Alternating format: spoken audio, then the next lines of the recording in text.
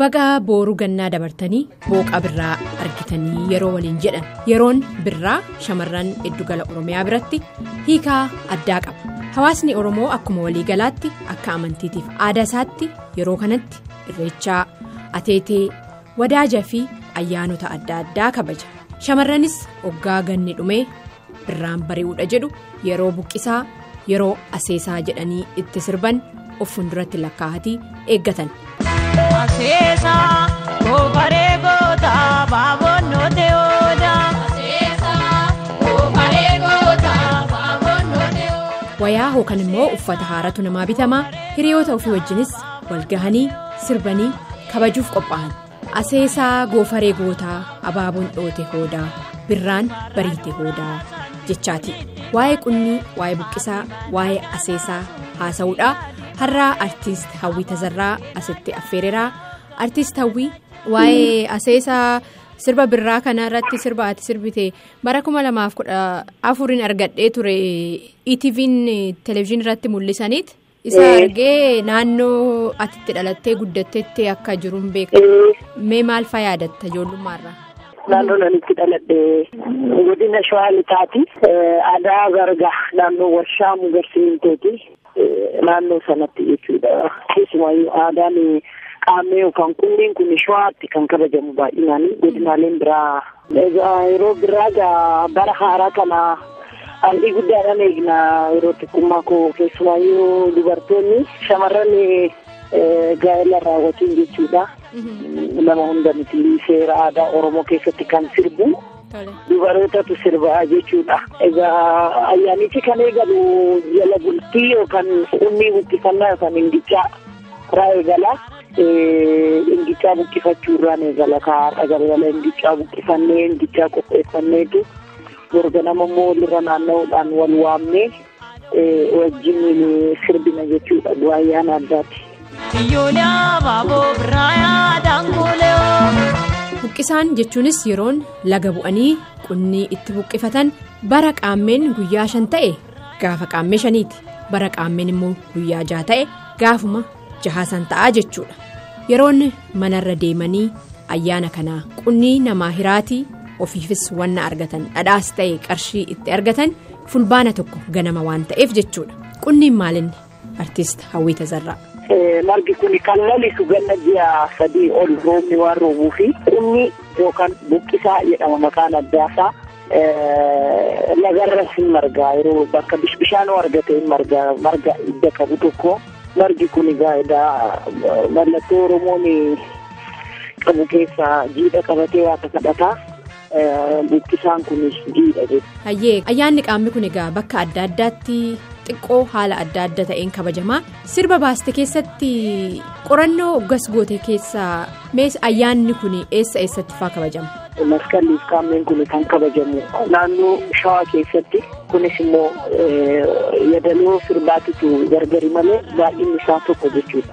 Akkasuma Shawaa Afran keessa Shawaan 2, Salaalee fi Adaamaan tokko, Walisoo fi Amboo immoo tokko jechuudha sirbi isaanii.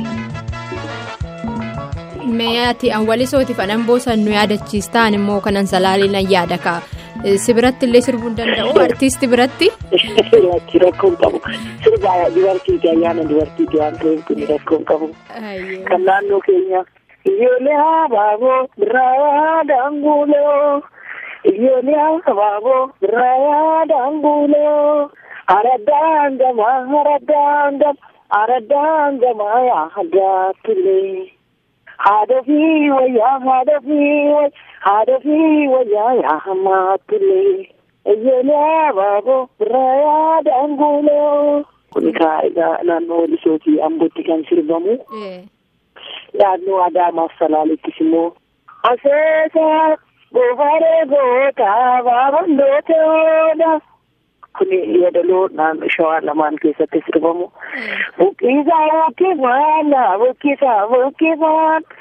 gurguddaa heerumsiisee xixiqqaa guddifaan abaabilee nayaana daddarbaa karaa yaana yaloo filaa kiraarii galtaaya biraa barana sisaayii qabda alal jettee bubbeeni.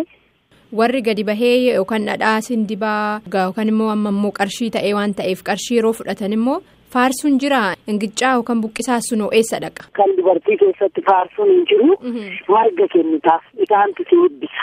Warratu si eebbisa malee birrii fudhatteetu marga kennitaafi marga jiidha qabatte sanarraa hirteetu harka isaanii dhungattee kennitaaf guddatu waggaa waggaa naagaa of biraa siniin dhabin nama guddadhaa nama guddaa ta'a yeroo nama eebbisu namni guddaan sun jechuudha.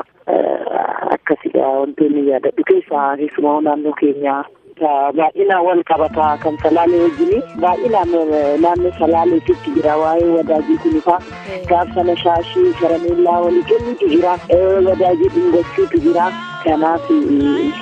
Artiist Hawwii sirba kee babbareedaa ayyaana kanaan wal qabatee aadaa kana beeksisuudha hojjechaa jirtu baay'ee guddaadha. Ammas immoo karaa raadiyoon sagalee Ameerikaa nu biraan gahuu keetii fi ulfaadhu garuu ergansee argadhe asumaan yeroo darbee naannoo sulultaatti qabamtee hidhamtee miidhaan illee sirra gahee hospitaala turtee amma immoo fayyitee erga baatee sirbaan biraa baasteetta kiliipii isaa argeera yuutiyuub irratti. Fiigicha gaamawamuu kee gaafa argite ni jiree kan dhaabbattu isteediyeemii naannoo keessatti waan ta'eef waan uummata Oromoo wajjiniin eegalle kana hanga lubbuun nu keessaa bahutti dararaanis hidhaanis kan narra ga'e dirqama kooti hiriira nagaa uummata wajjin baheen achirratti rukutamee haqa waanan qabuuf rabbiis na baase sun immoo dirqama oromummaa kooti waan addaa tokkoo miti waan jedhame tokko duubatti hin deebi'u ammallee hojjechaatiin jira uummanni keenya tokkummaa isaa yookaan ifa amma argine kana akka wanti hin jenne amma guyyaa dhiyootti sirba qabsoo waa'ee tokkummaa Oromoo fi Oromoon akka diddiigamuu hin qabne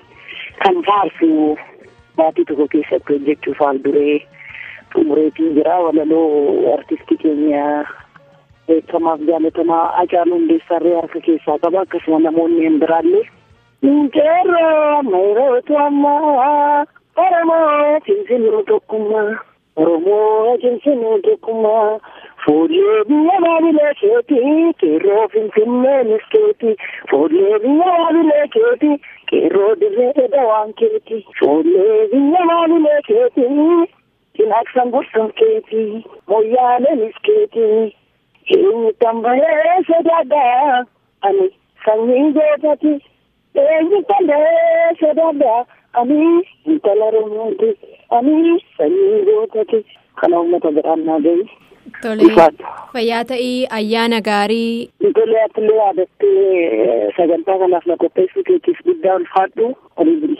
Egaa kabajamtoota dhaggeeffatoota keenyas baga booruu gannaa dabartanii booqaa birraa argitanii isiniin jechaan sirba Hawwii qaammee jedhu kana amma tokko isin dhageechisee sagantaa kiyya xumuraa ani Tigisti Gammeetii nagahaan ayyaana gaarii.